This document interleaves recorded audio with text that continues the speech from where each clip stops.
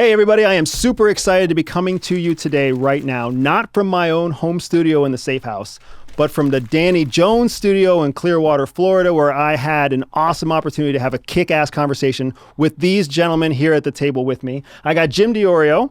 Jim is a former FBI officer, a good friend of mine, somebody we work together still on the private intel side and more. Yes, sir, brother. I've got Julian Dory from the Julian Dory podcast. Julian was one of the first people to interview me, and it's been amazing watching your channel just absolutely explode and some of the guests that you brought on, brother. Thank you, brother. It's been great to see you blow up, too, since then. It's wild. And then one of my favorite people ever, even though I don't think he knows it, Danny Jones, founder of the original Concrete podcast, the now Danny Jones podcast. Danny, you were the first YouTube channel I interviewed with that had any real like wasta or motivation to like momentum to it at all, and it's been phenomenal watching you grow, dude. One of my biggest claims to fame, man, being the first one to interview Andy Bustamante, man.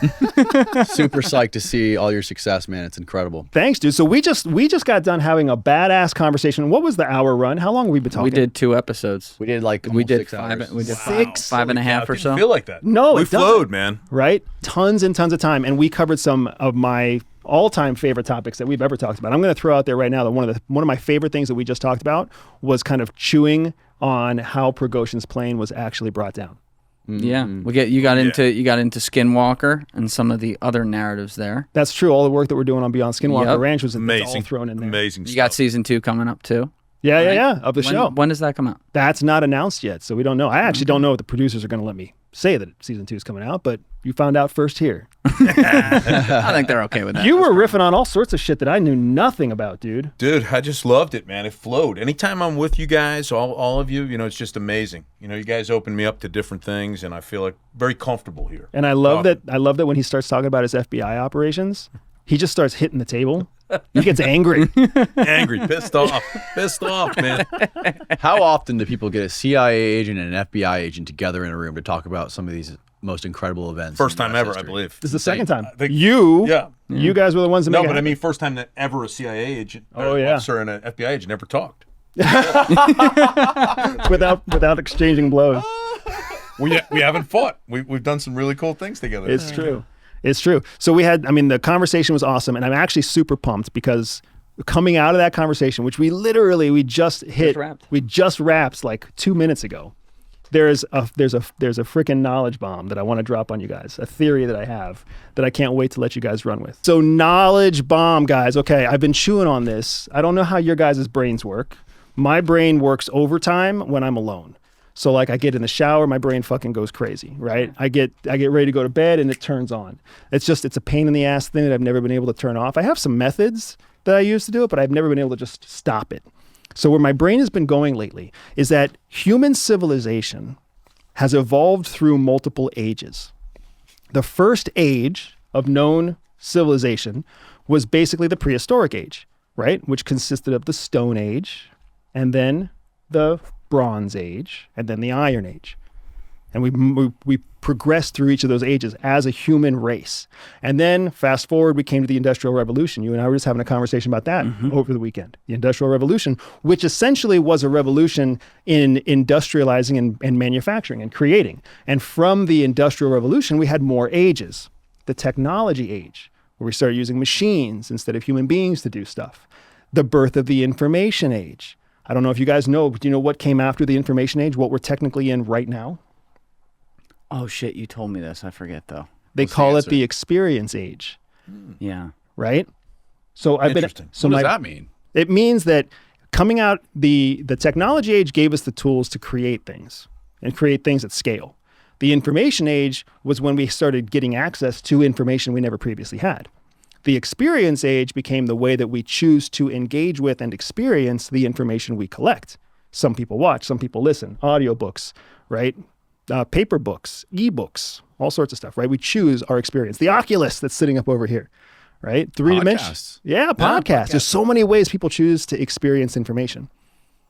My brain then said, the experience, as time goes on, these ages get shorter and shorter. Bronze Age was a long time. Stone Age was a long time, right? The Industrial Revolution was a moment in time. Technology Age was very short. Information Age was even shorter, right? Exponential curve. Yeah. Right, and that's exactly what I'm getting at. So what's the next age?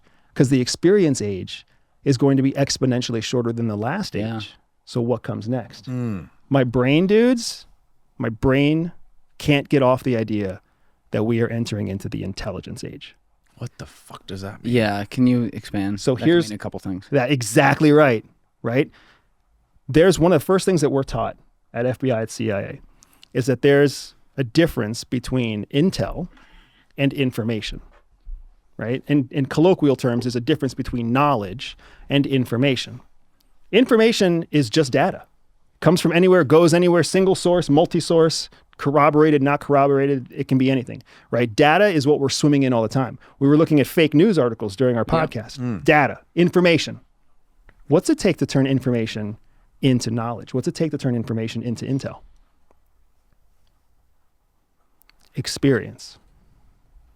Remember we were just talking about the different ages that we just went through? Yeah, I'm trying to. Information age moved into the experience age. In the process of turning information into intelligence, you have to take into information, move it into experience, pressure test it with experience, and from that pressure test, you get knowledge, you get intelligence. Oh, now I'm following. Okay. You're tracking? So what I'm saying is, it makes natural, logical, progressive sense, psychologically, cognitively, and then strategically as well, that as human beings are presented more technology, we use that technology to gather more information. The way that we gather information is the chosen way that we choose to experience the information, but also we use the information we gain in our lives to test it ourselves and gain experience. So the whole experience age that is popularized out there isn't necessarily about how we interact with the information. It's about what we are experiencing in our lives as we apply the information, which makes the next logical step the intelligence age. And how focused is everybody at this table on not just intelligence, but on actually finding wisdom and knowledge? You guys have some of the best YouTube channels out there. You have massive podcast audiences. Why are there millions of people following your podcasts? Because they're looking for information? Right. Yeah. They're looking for wisdom. They're looking for knowledge. Yeah, but in fairness, like that's stretchable with like let's not get lost in the terms. I see what you're saying. But you see what I'm saying, right? What I'm getting at is people are not listening to you because they are at a loss of information. They can get information anywhere. They're listening to you because something about what you're talking about makes them feel enriched, makes them feel like there's something that they are learning. They're experiencing it. Yeah. They're using the information they have, the experience they have watching your podcast or watching everything else, doing anything else. And from that, they're gleaning their own knowledge. That process is the intelligence process. So it's like the great symbol of this age, the Joe Rogan experience. Is that where you're getting That's at? interesting. No, I'm not even bringing it from Joe, but I'm seeing these data points. That's another data point along the way. Yeah. So I love the wisdom analogy, because really, why are people, why do they go to you? Why do they go to you? Right? The reason is because there's some connection there that allows them to be something bigger than themselves. Yep. Which we don't have a lot anymore. Information alone doesn't give it to you. It doesn't give it to you. Reading a book doesn't give it to you. I want to be part of Dory. That takes a lot for me to say. I do love him. But no, I do. I want to be with him. I want to be with Danny. I want to figure out what Danny's doing, and I want to be part of that. How do I become part of it? It's right here. I can do it. I can be part of it without leaving. We were just talking about we talked about it on the podcast that we just finished recording together, right? What are one of the major concerns that's in American headlines right now is artificial intelligence, man. Intelligence age. Yep. People want intelligence. People seek intelligence. People are afraid of artificial intelligence. Right. They are. We are no longer focused on information. We've moved past it. Remember when the information superhighway, when the internet first came out? Remember when social media first came out and people were like, oh, you can keep in touch with everybody, right? People were focused not on facts, wisdom, or knowledge. They were just focused on the availability of information. Keeping up with people. You're saying you're combining the experience of the experience age and the information age to morph into this thing where we, like, almost by the sum of the parts, create a level of like broad-based societal-wide intelligence. I am not saying that. I'm saying that the natural evolution, just like we moved from Stone Age to Bronze Age to Iron Age, information age to experience age, the next logical evolutionary step that humanity will go through, that I believe they're already starting to go through now, is the intelligence age. And I think that's important to understand, because if you understand that's what's coming next, you can take advantage of all the people who are still thinking we're in the information age. Or people just want some ammunition to argue with their uncle over Thanksgiving dinner. I would argue that's not the person looking for wisdom. Yep. That's a person just looking for information. Mm-hmm. Do you know what I mean? Think about the business owners out there that how are businesses growing now? In a down market, in a recession, how are they growing? They're growing through mergers and acquisitions. How do they choose what to buy? They use business intelligence. Absolutely. Right? Think about that. Yeah. They actually use the intelligence process to vet companies for their profitability and their long-term resiliency. Business intelligence drives business. Artificial intelligence is driving the creation of all sorts of new technology, right? Intelligent conversation, intelligent interactions is what's driving content creation on multiple platforms. In the past, we haven't been able to publicly grade information as well. It's just all information. It's ubiquitous. It's out there. And now with the intelligence age, it's going to be graded in a way so that you can measure how intelligent it is based upon how good the underlying info within it is. And how well it's corroborated. You're already seeing it happen. How does the Google algorithm work? We talked about this. We just talked about this. Yeah. Right? It's pretty amazing. I mean, they take a look at what your interests are and they build that to you. Yeah, simple. Right? Whenever you do a Google search, how does stuff come up? Yeah, it comes up a little bit from SEO, but it mainly comes up because of a preponderance of corroborative evidence that whatever the topic is that you're looking for is best represented by this blog article, this video, whatever else. Intelligence is already being built into the algorithms that drive our search for information, which means we're not just finding information anymore. We're finding processed information. We're seeking and being delivered intelligence. We need that information to test it in our own life experience to turn it into intelligence. I feel like I'm coming in with a heady topic after we just got done talking about a bunch of heady topics. Oh, it's good. I think it's a great piece. I mean, I really do. So the reason I have been chewing on this for probably 2 weeks, and I'm super excited about it because I think the success that I've seen in Everyday Spy, and I think a lot of the success that you've seen in your own podcast development, is because you're not just presenting information. You're vetting the people that you interview. You're constantly consuming information and running it through corroborative processes in your own heads. You're letting people come to their own conclusions. You're partnering up together to learn better processes. We're doing the same thing on our side. Absolutely. These are actual processes that we use at CIA, that you use at FBI to vet and maximize the value of the intelligence you collect.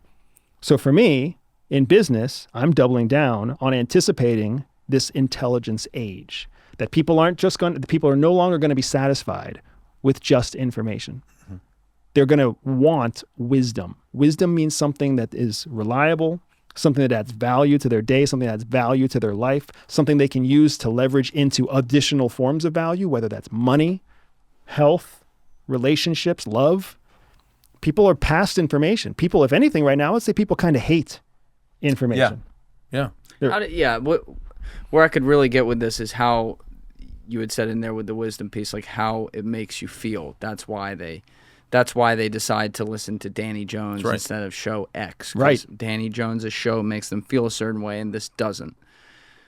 But intelligence is obviously, as you're saying, also measured on the quality of what you get. So part of the decision to listen to the Danny Jones podcast is because the graded information there over time seems to hold better weight than it does on show X. Okay. What were we saying? We said when we were at dinner, we had an awesome Greek dinner last night. Yeah. And you and I were joking. What was that chef's name, by the way? Andrew. Awesome. Andrew. Yeah, Andrew was The executive awesome. chef. It'll come to me. Shout out to Matthew Cox.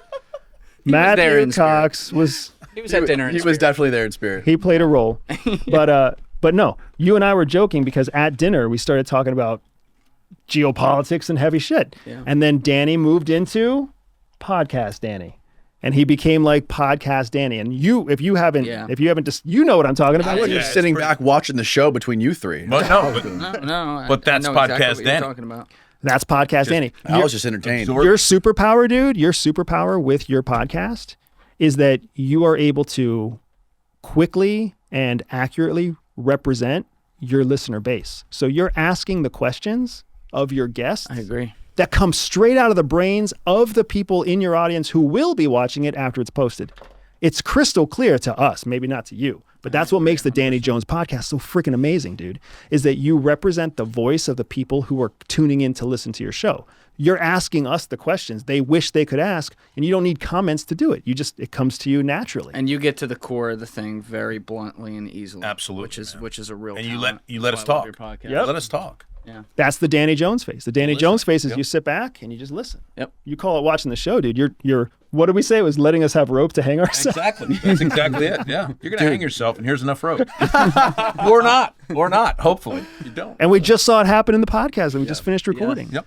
Right? And then Julian, you're a giant brain of everything happening in the world now and everything that's happened in the past of note and wondering where the future is going to go. So you do the same thing. I wonder about stuff. So when we put the two of you guys together on this podcast, Powerful. Oh my gosh. Powerful, man. You're asking the questions people are actually asking. Your depth of knowledge. I mean, even when you just riff off the top of your head and you remember his retirement date and the date that I got out of CIA and the stuff that we did in the past, dude, it takes other people research to get those dates. You've got it. The guy's memory is unfucking. I have a photographic memory, which helps. That does help. But I will say, it's like when we're in here, we've done this twice now where we actually host one together with you guys. So it's the same guests each time, but it's electric. It's so easy. Yeah. I mean, the last time, the first hour was tough because I didn't really know what we were supposed to be doing. And by the second hour, I felt good. Today, it felt good from the jump. From the beginning. It was a great podcast. Man, when we got to talking about Russia-Ukraine status and geopolitics, leverage, the American bully syndrome that came out of World War II and how other countries are just mimicking that.